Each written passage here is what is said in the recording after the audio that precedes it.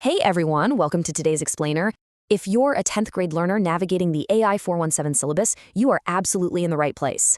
Today we're taking something that sounds incredibly complex and breaking it down into an everyday superpower. We are going to completely demystify data science. Think of this not just as a subject you've got to study, but as the invisible force powering almost everything you do online. Let's get right to it.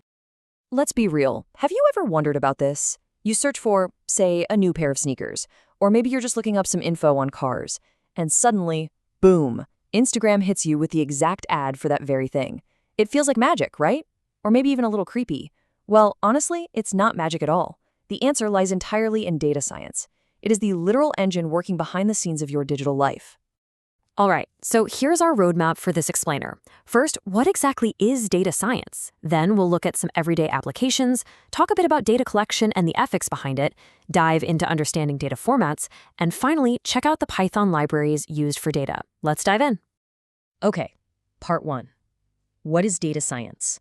So before we figure out how it runs all our favorite apps, we gotta define it. Think of data science as one of the three main pillars of AI. You probably already know computer vision, that's how computers see, and natural language processing, which is how they understand us talking. But data science, it's a whole different ballgame. It is strictly focused on the numbers. It leans heavily into statistics and alphanumeric values, both letters and numbers, to make these really complex calculations and predict the future. It's literally all about finding those hidden patterns buried in the math. Moving right along to Section 2, Everyday Applications. Theory is great and all, but where do we actually see this stuff every day? Well, consider this.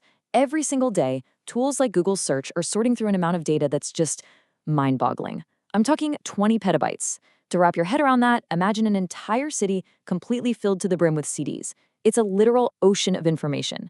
And searching through all of that to give you your answer in like half a second? Yeah, that is data science flexing its muscles. Now, what is super fascinating is how data is revolutionizing medicine. Think about it. When you get a mild fever, you pop a standard pill, like a Crossin, right? But that's made for the general population. It affects everyone a little bit differently. Now, imagine a custom treatment designed perfectly just for your unique body. By using data science to analyze your specific genetic makeup, doctors can actually create personalized care plans. Data is literally making medicine personalized. And honestly, that is a total game changer. And it totally doesn't stop there. Take banking. If someone tries to swipe your card in Bombay at 3 a.m. while you're fast asleep in Delhi, data science flags that anomaly instantly. Fraud prevented. It's also how banks decide who gets a loan, how meteorologists predict next Tuesday's rain, and how Netflix magically knows exactly what show you want to binge next. Oh, and get this, airlines. If an airline flies a 300-seat plane direct from Delhi to New York, they might not fill every seat, which means losing a ton of money. So data science steps in and tells them to add a strategic halt in between to pick up more passengers. It keeps the flight at max capacity and keeps the airline profitable. We are talking major macro-level corporate strategy driven entirely by numbers. All right, which brings us to Section 3, Data Collection and Ethics. Seeing all these insane applications naturally brings up a pretty massive question. Where on earth are these mega companies getting all this info? Well, you've probably heard the saying, data is the new oil. And wow, is that true? The reason big internet companies are the most valuable businesses on the planet right now isn't just because their software is cool. It's because they hold user data. Having the most data, that gives you the absolute biggest advantage. Let's actually compare how things used to be with how they are today. Back in the 1950s and 60s, collecting data offline was just incredibly difficult.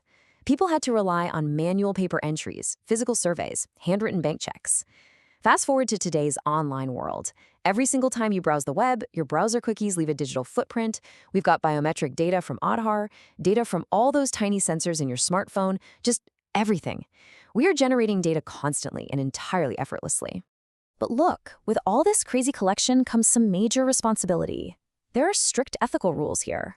First, you can only collect publicly available data, or you have to actively get the owner's consent. You see this constantly, right? You install a new app, and up pops that dialog box asking for permissions. Now sure, sometimes it feels like forced consent, because if you hit no, the app refuses to install. But legally, the rule of consent is there.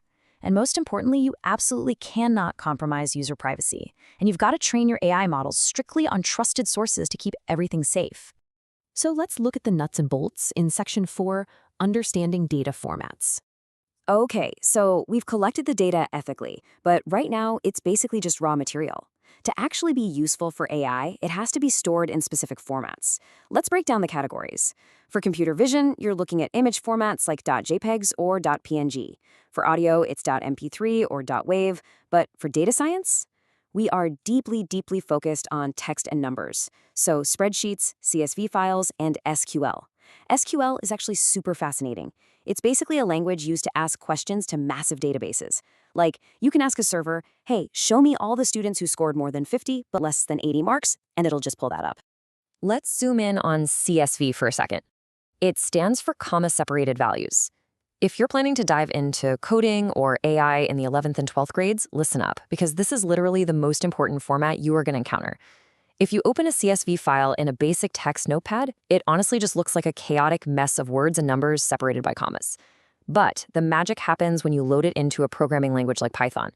It instantly organizes everything into these beautiful, neat rows and tables that are totally ready for analysis.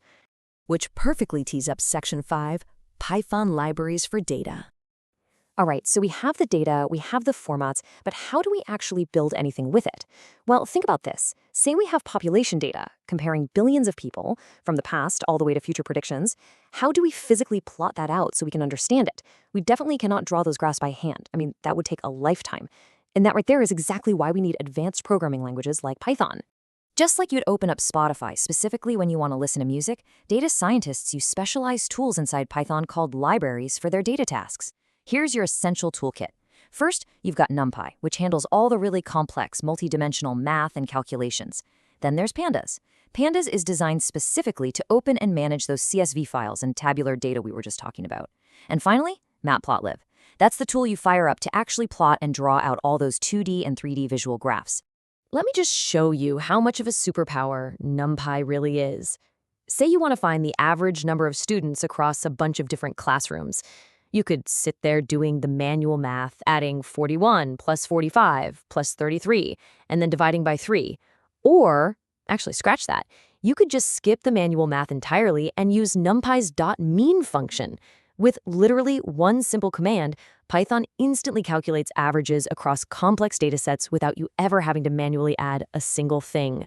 So once your math is out of the way, Pandas steps in to handle the tables and keep everything beautifully organized. And then Matplotlib takes the stage.